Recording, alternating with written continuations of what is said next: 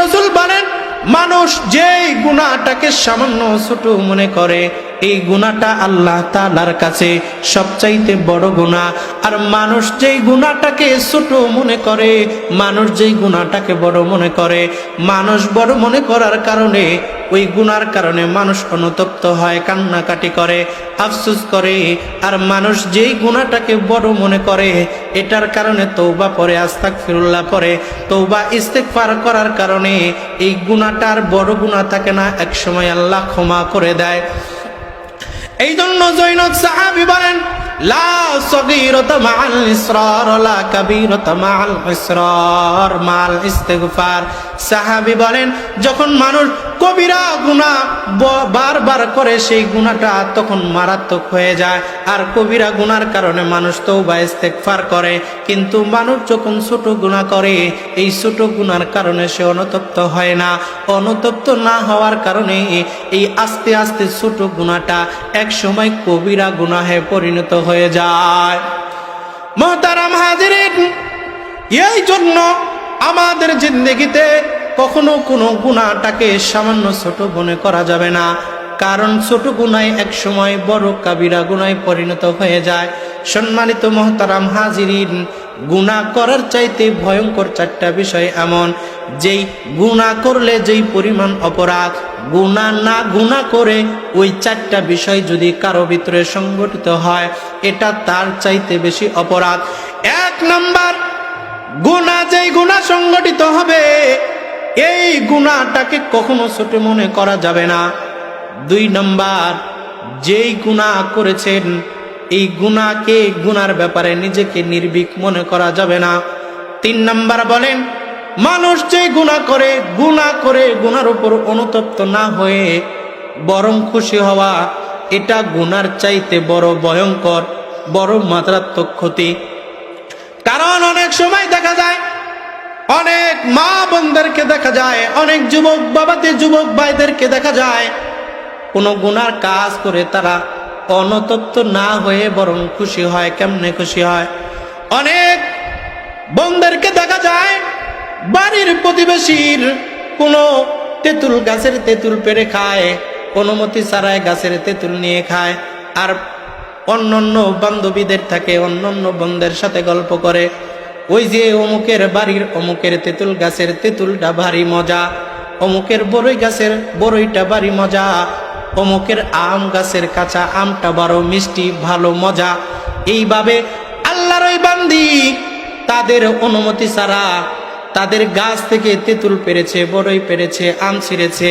এই যে একটা গুনাহ করলো, এই গুনার উপর সে অনুতপ্ত না হয়ে বরং খুশি হয়েছে। এই জন্য মুফাসসিরিনে কেরাম বলেন, গুনাহ করে গুনার উপর অনুতপ্ত না হয়ে বরং খুশি হওয়া, এটা গুনাহ করার কারণে যেই অপরাধ হয়েছে, এর চাইতে বড় অপরাধ হলো গুনাহ করে গুনার উপর খুশি থাকা। 4 নাম্বার বলেন, 4 নাম্বার হলো যেই গুনাহটা মানুষের জীবনে সংঘটিত হয়, এই গুনাহটাকে পরিহার না করে গুনার উপর অটল থাকা। এই 4টা বিষয় যদি কারো ভিতরে সংঘটিত হয়, তাহলে ওই আল্লাহর বান্দা, আল্লাহর বান্দি, সে গুনাহ করে যতটুক অপরাধ না করবে, গুনার পরে এই কাজগুলো যদি তার দ্বারা সংঘটিত হয়, গুনার চাইতে বড় ক্ষতিকর হবে।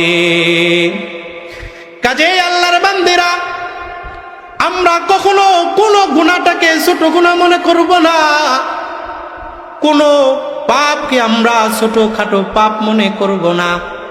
কারণ ছোট গুনাহগুলো ছোট গুনাহ মনে করার কারণে একটা সময় এই ছোট গুনাহগুলো ভয়ঙ্কর রূপ আকৃতি ধারণ করে। কারণ মানুষ দেখবেন, যেই মানুষগুলো ভিন্ন পথে চলে যায়, খারাপ পথে চলে যায়, সে একেবারেই জন্মগতভাবেই খারাপ হয়ে জন্মগ্রহণ করে না, কিন্তু একটা সময় আস্তে আস্তে খারাপ কাজের দিকে ধাবিত হতে হতে একটা সময় তার জিন্দেগি শেষ হয়ে যায়। এই জন্য আল্লাহর বান্দিরা, আমাদের জীবনের যত সামান্য অল্প গুনাহটাকেও আমরা কখনো সামান্য গুনাহ মনে করব না। আল্লাহর গোলাম, আল্লাহ তাআলা বলেন, মান জাআ বিল হাসানা ফালাহু আশরু আমসালিহা। আল্লাহ তাআলা দুনিয়ার মানুষদেরকে সুসংবাদ শোনায় দেয়, ও দুনিয়ার মানুষ শোনো, তোমরা যদি দুনিয়াতে একটা নেক আমল করো, আমি আল্লাহ তাআলা তোমাদের একটা নেক আমলের প্রতিদান 10 গুণ বৃদ্ধি করে দেয়। বলেন সুবহানাল্লাহ। আল্লাহ তাআলা কেমন অসীম দয়ালু, যে বান্দা নেক আমল করবে একটা, আর আল্লাহ তাআলা এই নেক আমলের প্রতিদান বাড়ায়া দিবে 10টা। আল্লাহ তাআলা আরো বলেন, কোন বান্দা যদি গুনাহ করে একবার, একটা গুনাহ করলে এই গুনার প্রতিদান আল্লাহ তাআলা বাড়ায় না, বরং একটা গুনার কারণে একটা অপরাধই লেখা হয়। কিন্তু আল্লাহর গোলাম মানুষ যদি নেক আমল করে, একটা নেক আমল করার কারণে আল্লাহ তাআলা ওই বান্দার আমল নামায় 10টি নেক আমলের সব লিখে দেয়। মুহতারাম হাজিরিন, এই জন্য আমাদের বেশি বেশি নেক আমল করতে হবে, কারণ পরকালীন আল্লাহ তাআলা যেই সুখটা রেখেছে, দুনিয়ার সুখ শান্তি পায় মানুষ টাকা পয়সার মাধ্যমে, দুনিয়ার শান্তি পায় মানুষ সম্পদের মাধ্যমে, দামি দামি খাবার গ্রহণের মাধ্যমে, দামি দামি পোশাক পরিধানের মাধ্যমে, দামি দামি অলংকার এগুলা ব্যবহারের মাধ্যমে মানুষ মজা পায়, শান্তি পায়। কিন্তু মা বোনেরা আমার, একটা কথা মনে রাখবেন, দুনিয়ার এই চাকচিক্য দিয়ে আপনার দুনিয়ার মজা তো সামান্য মজা। আমি আমার মুসল্লিদেরকে প্রায় সময় বলি, সব সময় বলি, দেখেন দুনিয়াতে যেই মানুষগুলো বিল্ডিং বানায়, দামি দামি ঘর তারা নির্মাণ করে, দামি দামি গাড়ি তারা ক্রয় করে, ও আল্লাহর গোলাম লক্ষ্য করে দেখবেন, যেই ব্যক্তিরা দামি দামি বাসস্থান বানাইলো, দামি দামি ঘর তারা বানাইছে, আল্লাহর গোলাম লক্ষ্য করে দেখবেন, এই ঘরগুলোতে যারা বসবাস করে, ঘরের মেয়াদ, বিল্ডিং এর মেয়াদ বাকি থাকতেই ঘরগুলো যারা বানাইলো, ঘরে যারা বসবাস করলো, আল্লাহ তাআলা তাদের মেয়াদ শেষ করে দেয়।